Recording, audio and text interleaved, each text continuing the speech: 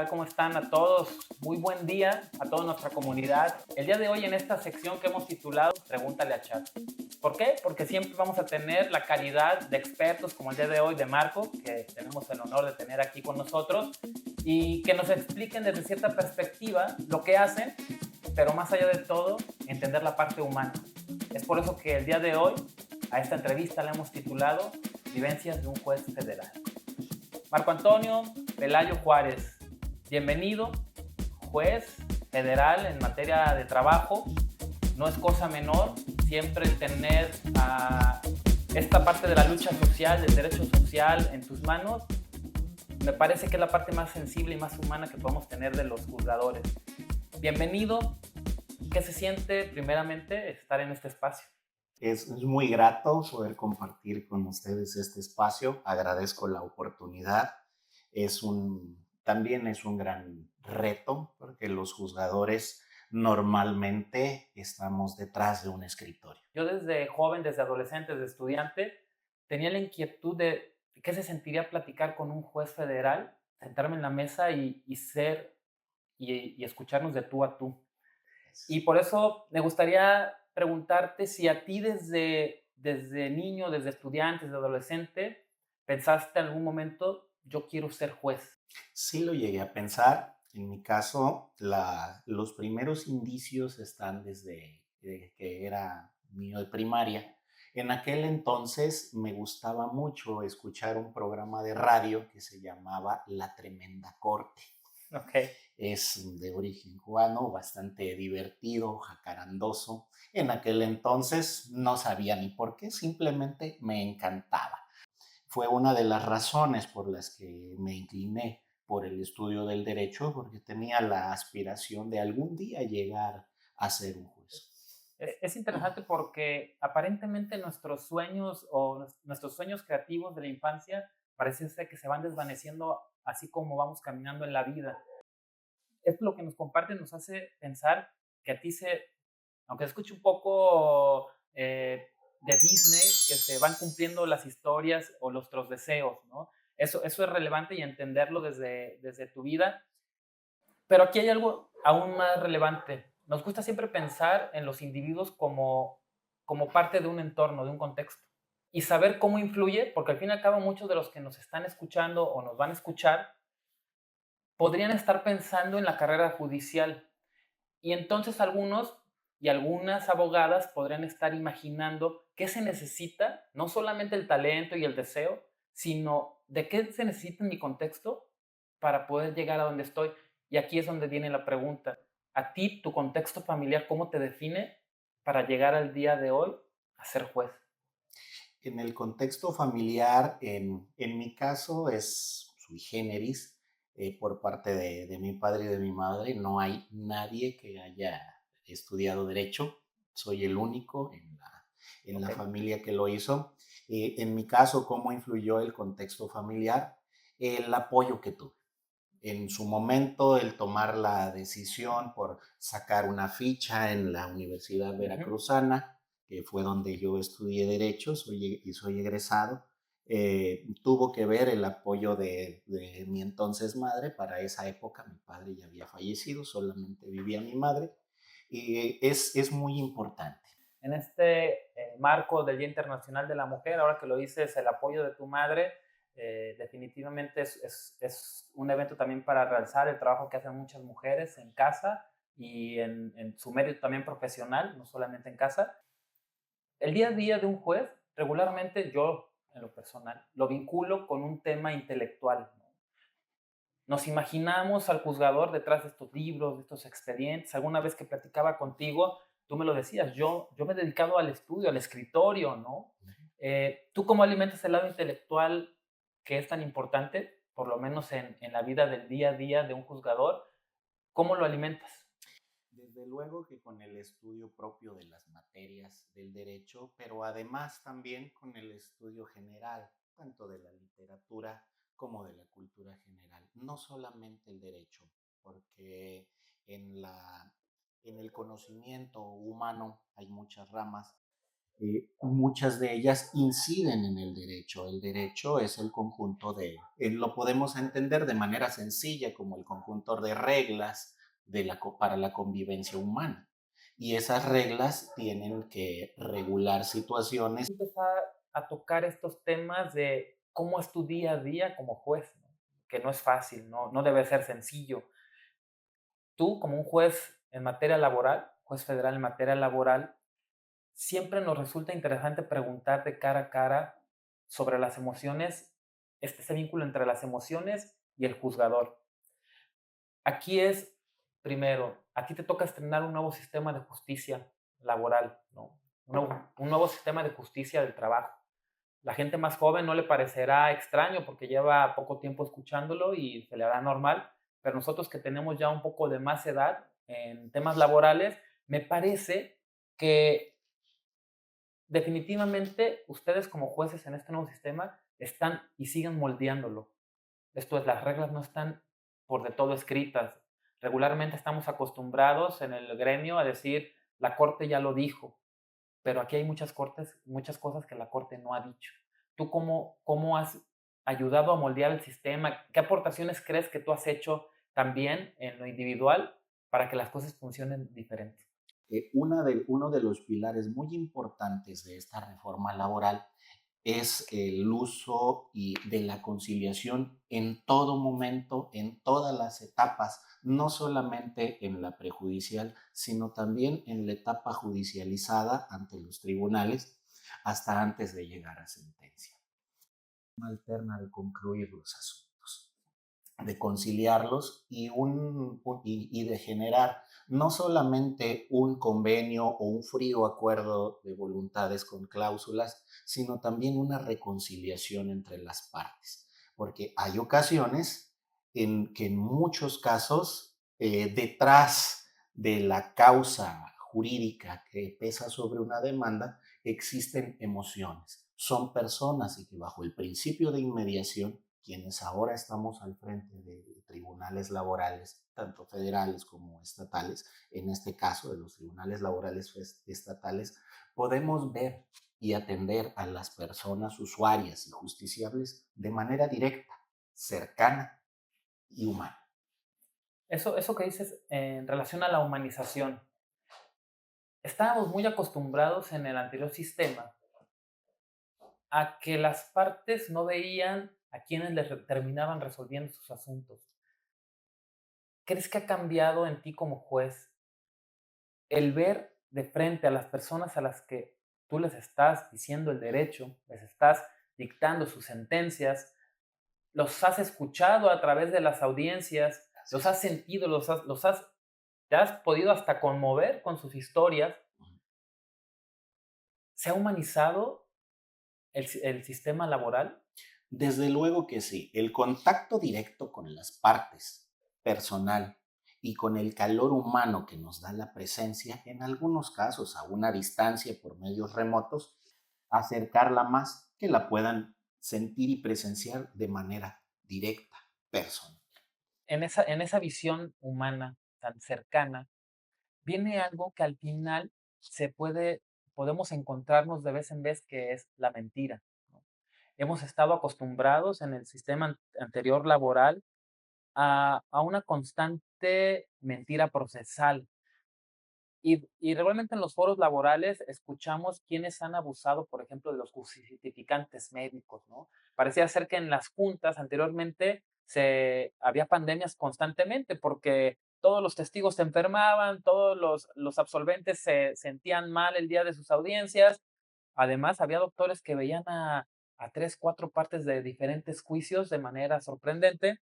Entonces, me gustaría entender, cuando tú te topas con la mentira en un proceso, que ojo, es difícil determinarlo tú como juzgador, pero cuando piensas que puede haber una mentira detrás, ¿qué te provoca a ti como juzgador? En que podemos pasar o cuando en cara a cara y frente a frente a las partes con las circunstancias, en el desahogo de testimoniales, de confesionales, de periciales, cuando estamos de manera directa y cercana a las personas usuarias, desahogando y presenciando y con todo el foco de atención humano de cerca, se pueden disipar ese tipo de conductas. Algunas podrán ser de una realización oculta y otras descubribles, y bajo este principio de realidad es que a veces se puede privilegiar lo que resulte probado por encima de un débito procesal o de un formalismo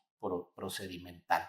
Y existe la facultad que la ley concede para el desahogo de pruebas de mejor proveer o que la persona juzgadora pueda formular preguntas de manera directa a la persona usuaria, a los testigos, a los peritos, permite aproximarnos o inclusive a veces llegar detrás del velo que oculta la realidad de lo que sucedió. Pues se abren dos canales en las emociones importantes. eh, una que nos gustaría tocar contigo, que es el resentimiento en las audiencias laborales. Que tú nos puedas compartir qué nivel de detección tienes sobre el daño que causa el resentimiento en las partes y qué tanto daño puede ocasionar para que las cosas se prolonguen de manera indefinida en un proceso. ¿Qué trabajo hace el dinero? A mayor cantidad de dinero que está en juego, ¿se vuelve más complicado llegar a acuerdos? ¿O es algo de perspectivas, ¿no? De que para quién es mucho, para quién es poco? ¿Tú qué observas como juzgador? ¿El dinero tiene un papel relevante en nuestro modelo de conciliación, en lo difícil o lo sencillo que puede ser? ¿O juega más la parte humana y la sensibilización y las habilidades que se tienen para facilitar el acuerdo? En el diálogo conciliatorio que se hace bajo el principio de confidencialidad, entra en juego el diálogo cuando sobre la propuesta, contrapropuesta, como cualquier negociación de tipo comercial, de manera que pueda ser un gana-gana y desde luego hay ocasiones en que desafortunadamente no es posible llegar a un acuerdo conclusivo, ya sea por una alta expectativa o por una imposibilidad de la parte empleadora o parte demandada, o en algunas otras ocasiones la radicalización de posturas. Todo o nada. Claro, hasta donde tope. Alguna vez me tocaba escribir y escribí un artículo de opinión que hablaba de hasta donde tope, ¿no? Porque yo lo escuchaba N cantidad de veces en su momento en las juntas de conciliación y reflexionaba, decía, ¿qué daño le hace esto a las partes, ¿no? A las partes que realmente resienten el conflicto. Siempre nos gusta llevarnos un aprendizaje. Y qué mejor tú que estás al frente de una sede judicial, que nos puedas compartir, porque nos gusta aprender de nuestros errores y nos gusta no solamente decir que aprendemos, sino decir qué errores tenemos. ¿Qué errores consecuentemente tú ves en las tres facetas de tu participación? Tanto de tus colegas jueces, como de nuestros colegas postulantes, como del empleador y el trabajador que asisten a tus audiencias. Más allá de atreverme a llamarles errores, ya vemos, porque este es un sistema que está en implementación y se encuentra todavía en una etapa de desarrollo, como un bebé, Claro. como una criatura, llamémosle área de oportunidad. Y empezando por el lado en el que yo me encuentro, una área de oportunidad que considero que podemos tener las personas que estamos al frente, en este caso de un tribunal laboral federal, es la sencillez en la comunicación. No porque no la exista. Me atrevo a asegurarte con las manos puestas sobre la mesa de que todas las personas juzgadoras federales en esta materia tienen la sencillez y la habilidad. Y desde luego que esto con la práctica constante lo vamos aprendiendo para aprender a transmitir de mejor manera algunas explicaciones que tenemos que dar. Por parte del foro, llamémosle un área de oportunidad en los litigantes en el desahogo de las confesionales. He visto todavía muchas personas que en lugar de que sean preguntas, como señala el actual texto de la ley, todavía la formulan a manera de posiciones como era en la redacción anterior. Del el empleador y el trabajador, porque al fin y al cabo son los mayores protagonistas de nuestras Ujú. audiencias. ¿Qué error es común que tú consideres? Oye, postulantes deberían de explicarles tal vez cómo es la audiencia antes de que lleguen, porque los errores que se cometen tal vez son falta de información. ¿Qué has visto? En el diálogo, pláticas conciliatorias, que traen ese nombre desde el anterior sistema, las pláticas conciliatorias, las propuestas usualmente llegan a ser en cuantías de auténtica condena. Y en un diálogo conciliatorio, ni la parte demandante ha ganado, ni la parte demandada tampoco lo ha perdido.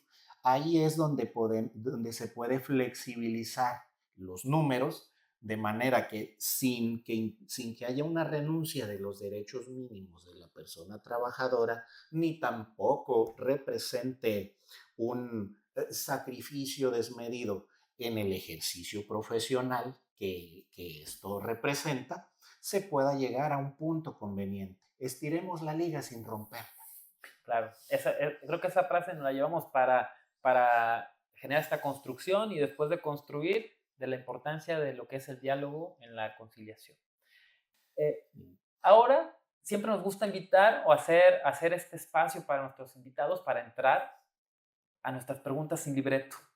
Esta área que nos permite descubrir esa inmediatez, esa espontaneidad, esa parte intelectual, a veces que está detrás de nosotros y que simplemente se asoman de vez en vez en una fisura. Y que cuando nos invitan a hacer esta respuesta rápida, se asoma una gran parte de nuestro verdadero yo, de nuestro verdadero pensamiento. Para eso voy a invitar a mi compañera y líder de marketing, a Julia Rizzo Gil, y te haga partícipe también de esta sección y esperamos tu respuesta.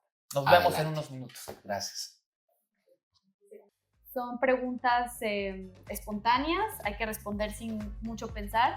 Yo voy a decir algunas que son en tono de interrogación y otras que son en tono más como de frase para que puedas completarlas. Entonces, vamos a empezar, ¿de acuerdo? Adelante. Rápido, sin pensar. Sí. Jueces, líderes. Sí. Nuevo sistema de justicia laboral. Perfectible. Juicios orales. Necesarios. ¿El patrón abusa del trabajador? No siempre. ¿El trabajador saca ventaja de la ley? Tampoco siempre. ¿Luchas de poder en el trabajo? Probables. Ley Federal del Trabajo. Perfectible. ¿Mentiras piadosas? Existen. Pruebas falsas. Desafortunadamente las hay. Testigos aleccionados. Todavía los hay. ¿Juzgados saturados? En un alto porcentaje. ¿Falta de presupuesto? En algunos casos.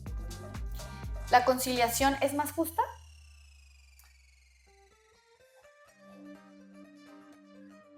Sí y no. Sí. Reconciliar. ¿Alguna crítica constructiva al Poder Judicial? Mejorar la comunicación hacia la sociedad. ¿La perspectiva de género ha impactado en el sistema de justicia laboral? Desde luego. ¿Le gusta ser juez? Sí. ¿Vivir para trabajar o trabajar para vivir? Cuando se tiene vocación, es como vivir de vacaciones, si uno se dedica a lo que le apasiona. Muy bien.